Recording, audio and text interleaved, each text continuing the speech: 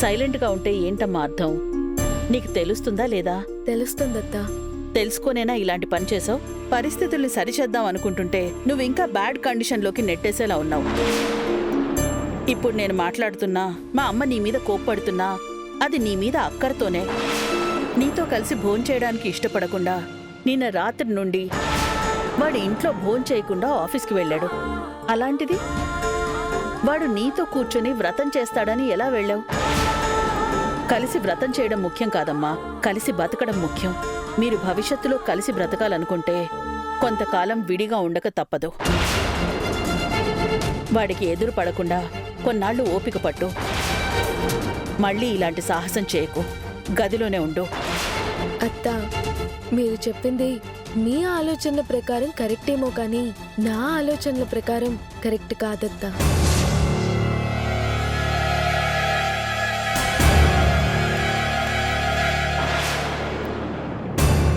నేనేదో మీకు ఎదురు సమాధానం చెప్తున్నానని దయచేసి అపార్థం చేసుకోకండి అత్తా. మీ మీద నాకెంతో గౌరవం ఉంది. మీరు నా గురించి ఆలోచించి మాట్లాడుతున్నారని నాకు తెలుసు. కానీ ఒక విషయం ఆలోచించండి అత్తా. జీవితం పట్ల భయం ఉండొచ్చేమో కానీ జీవితాంతం భయపడుతూ ఉంటే అసలు జీవితమే ఉండదు కదత్తా. అత్తా, నేను వయసులో చిన్నదాన్నే కావచ్చు, కానీ ఎందులోనైనా ధైర్యంగా నిజాయితీగా ఉండాలని ప్రయత్నిస్తాను. నా మనసుకి తోచింది చేస్తాను, అదే చెప్తాను. నేను ఆయనకి ఎదురు పడితే ఆయన ఇంకా ఫ్రస్ట్రేట్ అవుతారు, కోప్పడతారు. దానివల్ల మా సమస్య ఇంకా పెద్దదవుతుందనే కదా మీ భయం. అలాగని నేను దాక్కొనుంటే సమస్య ఎలా సమసిపోతుందత్తా? దేనికైనా టైం పడుతుంది, టైమే అంతా పరిష్కరిస్తుంది. సారీ అత్తా, నేను దీంతో ఏకీభవించును. మనకి పరిష్కరించడం చేత కానప్పుడే టైం పరిష్కరిస్తుందని చేతులెత్తేస్తాం. వెయిట్ చేస్తే టైం గడుస్తుందేమో కానీ టైం దీన్ని పరిష్కరించదు. ఉన్న టైం వేస్ట్ కాకుండా మనమే పరిష్కరించాలి.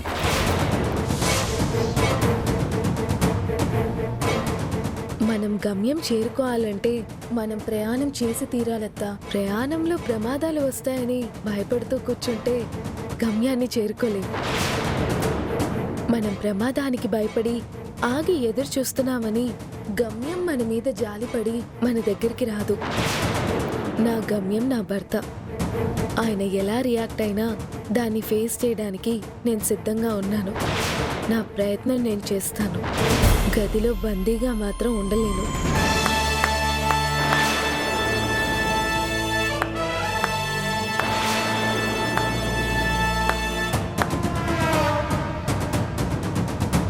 వెల్ సెడ్ అమ్మా, వెల్ సెడ్.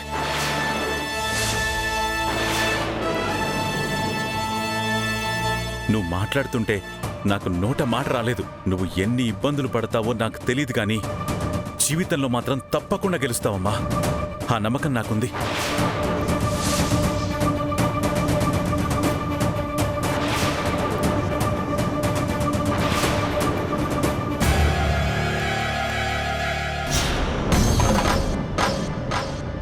మీరు చెప్పింది మీ ఆలోచనల ప్రకారం కరెక్టేమో కానీ నా ఆలోచనల ప్రకారం కరెక్ట్ కాదత్తా. దేవకి, దాని స్పీడ్ చూస్తుంటే అది ఆగేలా లేదే. ఎలాగోలా వ్రతం జరిపించేటట్టే ఉంది. అది జరిపించాలని చూస్తే మనం చూస్తూ ఊరుకుంటామా? కానీ ఏ మాటకు ఆ మాట చెప్పుకోవాలి. మధ్యాహ్నం అది ఆఫీస్ నుండి తిరిగి వచ్చాక మాట్లాడింది చూడు మాటలు. ఆ మాటలు విన్నప్పుడు నేను ఓడిపోతానేమోనని నాకే భయం వేసింది. అవునే, నా భయం కూడా అదే. అమ్మా, మనిషికి భయం ఉండాలి, కానీ అది ఎదుటి మనిషిని చూసి రాకూడదు. మన మీద మనకు భయం ఉండాలి. అది ఒక్క క్షణం నన్ను భయపడేలా చేసి నేను జాగ్రత్త పడేలా చేసింది. మనం దాన్ని అడ్డుకోవాలంటే నందు వైపు నుండి నరుక్కు రావాలి. నందు ఆఫీస్ నుంచి వచ్చే టైం అయిందిగా, రా కిందకెళ్దాం. అవును రూతర్, అదే పంతులు గారే. రేపు పొద్దున్న ఆయన రెడీగా ఉంటారు. పంతులు గారిని అడిగి వ్రతానికి కావలసిన సామాగ్రి మొత్తం కొని వచ్చేటప్పుడు పంతులు గారిని తీసుకొచ్చి ఇంకేదైనా మర్చిపోయింది గుర్తొస్తే కాల్ చేసి చెప్తాను. బాయ్. ఏంటండి మీరు వ్రతానికి ఏర్పాట్లు చేస్తున్నారా? అవును దేవకి, మరి ఏర్పాట్లు చేయాలి కదా. ఏంటండి మీరు కూడా అర్థం చేసుకోరా? నందు ఒప్పుకోనప్పుడు వ్రతానికి ఏర్పాట్లు చేయడంలో ఏమైనా అర్థం ఉందా? ఎందుకు ఒప్పుకోడు మామ్? పెళ్లికి ఒప్పుకున్నవాడు వ్రతానికి ఒప్పుకోడా? కరెక్ట్. సుధీర్, అన్ని విషయాల్లాగా కాదిది. నీకేం తెలీదు, నువ్వు ఊరుకో. ఏర్పాట్లు చేసి అభాస్పాలు అవ్వడం వద్దు, మధు వాళ్ల పుట్టింటి వాళ్ళని అవమానించడం వద్దు. వాళ్ళకి వెంటనే ఫోన్ చేసి ఏదో ఒక కారణం చెప్పి ఆపండి. ఏం కాదు, వ్రతం జరుగుతుంది. ఇప్పుడు ఆఫీస్ నుంచి వస్తాడు కదా వాడు, ఇక్కడే మాట్లాడి ఒప్పించేద్దాం. అరే మీరు అర్థం చేసుకోరేంటండి? మామ్, మనం అందరం కలిసి మాట్లాడితే అన్నయ్య ఒప్పుకోక ఏం చేస్తాడు? ఒప్పుకుంటాడులే. సుధీర్, నువ్వు సైలెంట్గా ఉండు. నా భయాలు ఎవరికీ అర్థం కావడం లేదు.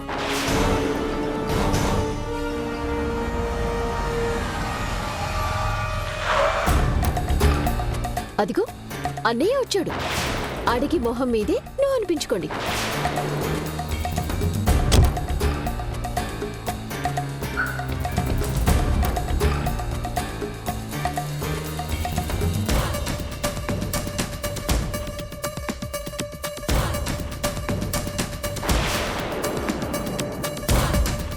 మధు, నువ్వు లోపలికి వెళ్ళు. సారీ అత్త, ఏదేమైనా సరే ఫేస్ చేస్తాను. కరెక్ట్, ఇక్కడే ఉండమ్మా. మీరు ఆగండి. మధు, నువ్వు కాంప్లికేట్ చేసుకుంటున్నావు. నిన్ను చూస్తే చిరాకు పడతాడు. పర్లేదత్తా. హాయ్ గ్రజ, నీకోసమే వెయిటింగ్ ఇక్కడ. నాన్న, మంచినీళ్ళు. అనే నందు ఆగు, నీతో మాట్లాడారా? ఆగరా.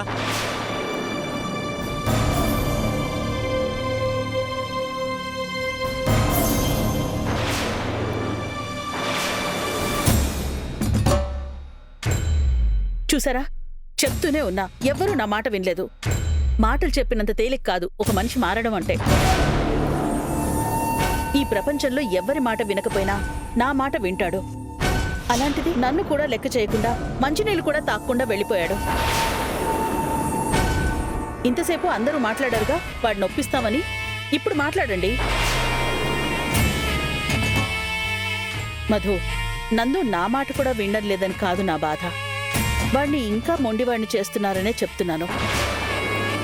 నువ్వు ఇక్కడ లేకుండా ఉండుంటే కనీసం ఆగైనా సమాధానం చెప్పుండేవాడేమో. ఇప్పటికైనా అర్థం చేసుకో. మీరు మధుకి మంచి చేయాలనే తాపత్రయంతో చెడే చేస్తున్నారు. మీకొక విషయం అర్థం అవుతుందో లేదో, నాకైతే బాగా అర్థమైంది. ఈ వ్రతాన్ని ఆ దేవుడు కూడా జరిపించలేడు. స్వామి, నీ సన్నిధిలో మా మధు పెళ్లి జరిగింది. అడగకుండానే వరం ఇచ్చి దాన్ని దీవించావు. మా మధు పెళ్లి సమయంలో మేమందరం ఏ స్థితిలో ఉన్నామో నీకు తెలుసు. ఇప్పుడు మేము దగ్గరుండి సంతోషంగా సవ్యంగా ఆ కొత్త జంటతో వ్రతం జరిపించాలని అందరం బయలుదేరుతున్నాం. అంతా సవ్యంగా జరిగేటట్టు, అందరూ సంతోషంగా ఉండేటట్టు చూడు తండ్రి. ఇక పదండ్రా, స్వామికి చెప్పేశాను, అంతా ఆయనే చూసుకుంటారు. మనం నిశ్చింతగా బయలుదేరొచ్చు. పదండి. రారా. రమణి, అన్నీ కరెక్ట్గా ఉన్నాయా? లెక్క పెట్టావా? కరెక్ట్గా పెట్టానత్తయ్యా. అన్నట్టు మధు బట్టల బ్యాగ్ సర్దావు, అదెక్కడా? అయ్యో, మర్చిపోయానత్తయ్యా. అది నీకు గుర్తుండే లక్ష్యం. దివ్య, వెళ్ళి మీ అక్క బట్టల బ్యాగ్ పట్టరా. మీ ఆయన మధుకి తెచ్చిన చీరలవి ఎక్కడా? అవి కూడా గదిలోనే ఉన్నాయి అత్తయ్య. బావుందే, అవి కూడా గదిలో పెట్టి తాళం పెట్టే. మనం ఒట్టి చేతులు ఊపుకుంటూ వెళ్దాం. వెళ్ళి తీసుకురా పో. సరే అత్తయ్య. తెచ్చానులే నానమ్మా. ఆ, ఏంటి అందరు ఎక్కడికో బయలుదేరినట్టున్నారు? నువ్వా సుశీల, ఇలారా. ఇవాళ మధుకి వాళ్ళ అత్తగారింట్లో సత్యనారాయణ వ్రతం జరిపిస్తున్నారు. అందరం అక్కడికే బయలుదేరాం. అవునా అమ్మా, సంతోషం. అదే నేను అనుకుంటూ ఉన్నా. నిన్న రాత్రి పిండి వంటల గుమగుమలు మా ఇంటి దాకా వచ్చాయి. రాత్రంతా వండినట్టున్నారు. అవును సుశీల, మధు ఇక్కడుంటే చిరుతిళ్లు తింటూ ఉంటుంది, అందుకే తీసుకెళ్తున్నాం. మధుకింకా ఈ చిరుతిళ్ళతో పనేముంది? గొప్పింటి కోడలైపోయింది.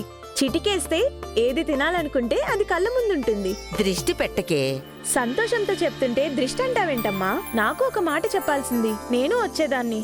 మధు వాళ్ళ అత్తగారిల్లు ఎలా ఉంటుందో నేను చూసేదాన్ని. వ్రతానికి మా వరకే ఏర్పాటు చేశారు, మరోసారి వెళ్దాంలే. అవును, ఎంత కాదన్నా ఇందు కూడా మీ అమ్మాయే. ఒక పిల్లతో వ్రతం చేయించి ఇంకో పిల్లని పట్టించుకోకపోతే ఎలా? ఇందుని వాళ్ళ అత్తగారిని ఒకసారి పిలిచి అంతా కలిసిపోవచ్చుగా. తల్లిదండ్రులుగా మీరు చేయాల్సింది చేస్తే మంచిది. మమ్మల్ని అందరినీ నెట్టేటి ముంచే చంపేసి వెళ్ళిపోయింది. మేము అసలు బ్రతుకుంటే కదా ఆవిడ గారికి మేము ఏదైనా చేయడానికి. అమ్మా రండి, టైం అవుతుంది. రమణి, ఇప్పుడు నేనేం తప్పుగా అన్నానని అంత మాటని వెళ్ళిపోతున్నారు? మా బాధ నీకేం తెలుసు సుశీల? మళ్ళీ ఇంకోసారి ఆ పిల్ల మాట తీసుకురాకు.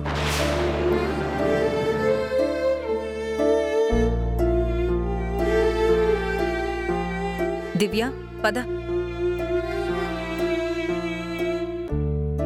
సుశీల, అందరిళ్లలోనూ ఒకటే కథ. నీకు తెలియందేముంది? వాళ్ళ మనసులు బాగా దెబ్బతిన్నాయి. కోలుకోవడానికి కాస్త టైం పడుతుంది. పద, మనం వెళ్దాం.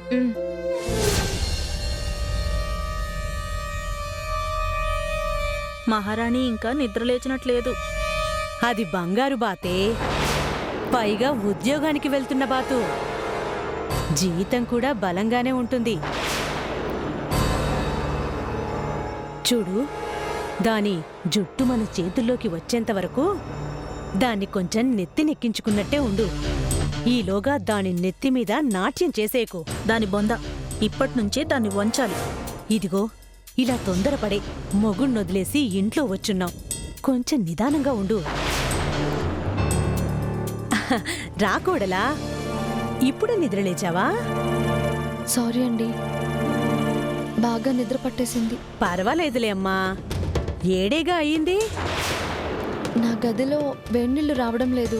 ఓ 10 నిమిషాలు ఆగు, నేనిప్పుడే నీళ్లు తోడేసొచ్చా. నేనెళ్ళి స్నానం చేసొస్తా, తర్వాత నువ్వు వెళ్ళి చేద్దు. నువ్వాగే, నీకేంటి అంత తొందర? అంత అర్జెంటుగా స్నానం చేసి ఆఫీస్కెళ్ళి సంతకాలు పెట్టే పనుందా? కోడలంటే ఆఫీసుకెళ్ళి ఉద్యోగం చేసే పిల్ల, తనకి లేట్ అయిపోతుంది. ముందు తనని స్నానం చేసి రాని, నువ్వు తర్వాత చేదువు. ఇదిగో అమ్మాయి, ఇవాల్టికి ఇడ్లీ చేశాను. రేపట్నుంచి నీకు టిఫిన్ ఏం కావాలో ముందు రోజు రాత్రే చెప్తే పొద్దున్నే రెడీ చేసి పెడతాను. మధ్యాహ్నం భోజనం క్యారియర్ కూడా ఏం కావాలో చెప్పు. నేను ఆఫీస్కి వెళ్ళడం లేదత్తయ్య. అవునులే, పెళ్ళై 4 రోజులైనా సరదాగా అటూ ఇటూ తిరగాలిగా. అంతలోనే కొంపలు మునిగినట్టు ఆఫీస్కి వెళ్తారా ఏంటి? అయినా అదేమైనా పరాయి వాళ్ళ ఆఫీసా? మన ఆఫీసు. నీ ఇష్టం వచ్చినప్పుడు వెళ్ళొచ్చు. నిన్నెవరు అడిగేది? నేనసలు పూర్తిగా ఉద్యోగానికే వెళ్ళబోవడం లేదని వీళ్ళకి ఎలా చెప్పాలి? చెప్తే ఎలా రియాక్ట్ అవుతారో ఏంటో. సర్లేమ్మా, నువ్వెళ్ళి స్నానం చేసిరాపో.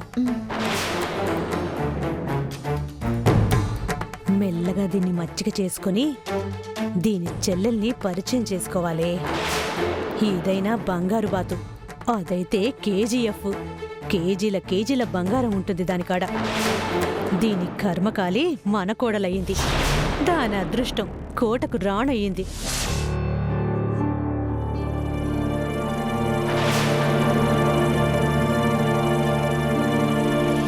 అత్త, మీరు తలుచుకుంటే అంతా సభ్యంగా జరుగుతుందేమో అనిపిస్తుంది.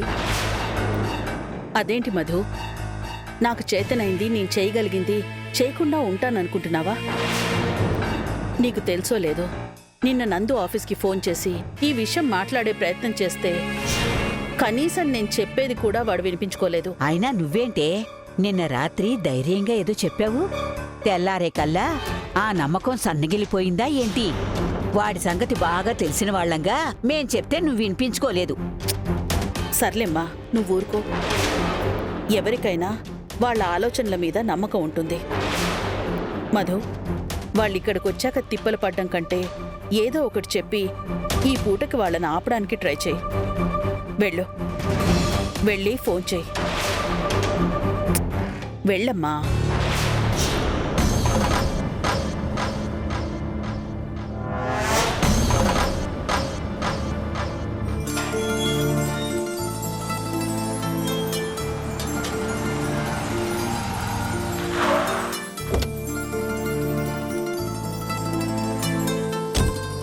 రండి మేడం, గుడ్ మార్నింగ్. వీడేంటి ఏకంగా ఇవన్నీ తీసుకొచ్చేశాడు? బ్రదర్, వచ్చేసావా? అంతా ఓకే కదా? అంతా ఓకే సార్. పంతులు గారు, అయ్యా, మీ పూజా సామాగ్రి, పూలు, పండ్లు అన్నీ దీంట్లో ఉన్నాయి. మీరు చేసుకోవాల్సిన ఏర్పాట్లు మీరు చేసుకోండి. నా తంటలేవు నేను పడతాను. మేడం, సార్ నిద్రలేచారా? లేచే ఉంటారులేండి. నేను వెళ్ళి బట్టలు ఇచ్చేసి వస్తా. వద్దులేండి, ఇటు ఇవ్వండి, నేను ఇచ్చొస్తాను. ఏంటండి ఇది? అసలు ఈ వ్యవహారం ఎంత తలనొప్పితో కూడుకుందో తెలిసి ఏదో పంతానికి చేస్తున్నట్టు చేస్తుంటే ఎలాగండి? దేవకి, పరిస్థితి నువ్వు చూస్తూనే ఉన్నావు. రామచంద్ర వాళ్ళకి వేరే సమాధానం చెప్పలేని కండిషన్లో ఉన్నాం. ఏదో రకంగా ఈ వ్రతం జరిపించి తీరాలి.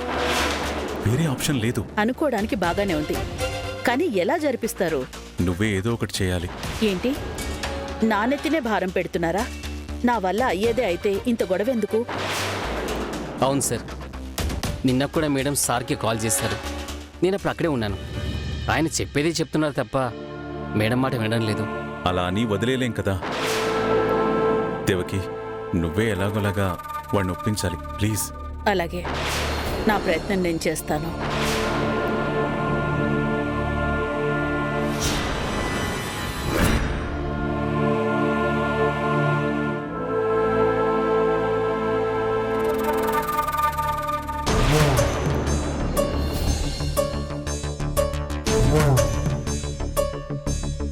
వీడు విపరీతమైన డిస్టర్బెన్స్లో ఉన్నాడు. ఎమోషనల్గా వీక్గా ఉన్నప్పుడే మనిషిని కంట్రోల్ చేయొచ్చు. ఇప్పుడు వీడు వ్రతానికి దిగి రాకుండా చేస్తాను.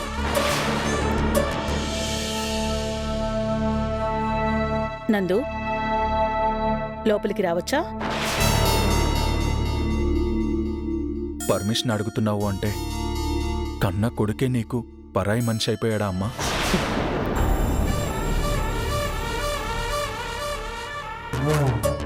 నేను పర్మిషన్ అడిగినందుకే హర్ట్ అయ్యావా? ఎవరు నన్ను ఎలా ట్రీట్ చేసినా, నా గురించి ఏమనుకున్నా నేను అస్సలు కేర్ చేయను. కానీ నువ్వు నీ ప్రేమలో ఏ మాత్రం తేడా చూపించినా, మాటలో ఏ మాత్రం తేడా పలికినా నేను తట్టుకోలేనమ్మా. నాకు మాత్రం బాధ ఉండదా? పెళ్ళైన దగ్గర నుంచి నువ్వు నా మొహం చూసావా? సరిగ్గా 4 మాటలు మాట్లాడావా? చివరికి నిన్న నా చేత్తో మంచినీళ్లు కూడా తీసుకోకుండా వెళ్ళిపోయావు. వెరీ సారీ అమ్మా. నేనేం చేస్తున్నానో నాకే తెలియడం లేదు. నా మీద నాకే కోపం వస్తుంది. బలవంతంగా పెళ్లి చేశారు. పీక మీద కత్తి పెట్టి నవ్వుతూ ఉండు, సంతోషంగా ఉండు అంటే ఎలా ఉంటానమ్మా? ప్రతి విషయంలోనూ నాన్న నా మీద ఒత్తిడి తీసుకొస్తున్నారు. ఆయనంటే నాకు విపరీతమైన గౌరవం ఉంది. అయినా ప్రెషర్లో నాకు తెలియకుండా ఎదురు తిరిగి మాట్లాడుతున్నాను, ఏదేదో అనేస్తున్నాను. అదేవిధంగా నీతోనూ మాట్లాడేస్తానేమో అని భయపడి దూరంగా ఉంటున్నాను.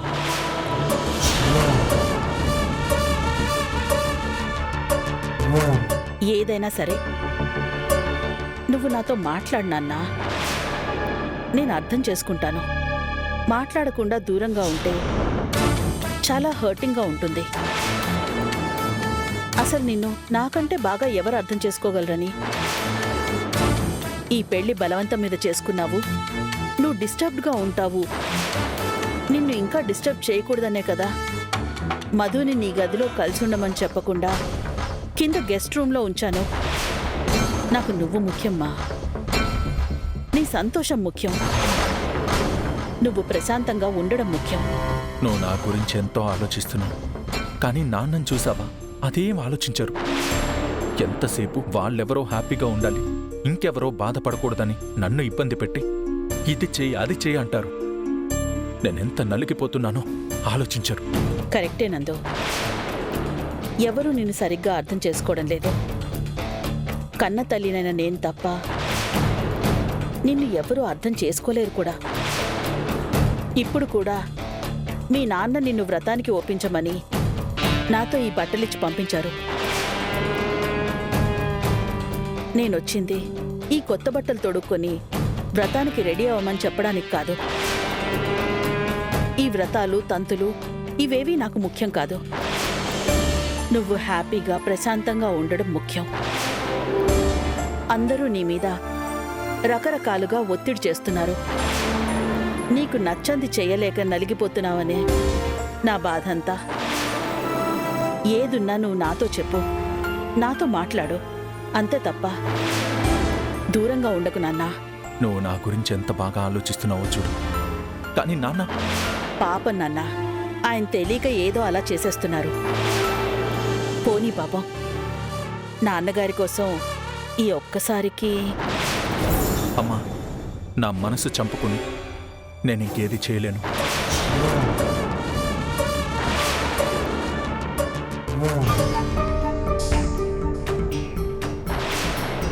సరే నాన్నా, నేనేది బలవంత పెట్టను. నీకిష్టం లేనిది చెయ్యమని నిన్నిబ్బంది పెట్టను. ఈ వ్రతాలు పూజలు అనేవి మనం ప్రశాంతంగా ఉండడం కోసం. ఈ వ్రతం వల్ల నువ్వు ప్రశాంతంగా ఉండవని అనుకుంటే ఇంకెందుకు? థ్యాంక్స్ అమ్మా. నీతో సహా అందరూ నన్ను బాధ పెడుతున్నారని అపార్థం చేసుకున్నాను. Really I'm very sorry. నువ్వు మాత్రమే నా సంతోషం గురించి ఆలోచించేదానివి. నీ కడుపున పుట్టడం నా అదృష్టం. నువ్వు తల్లివి కాకపోతే నా జీవితంలో ప్రశాంతత అనేది కూడా ఉండేది కాదు.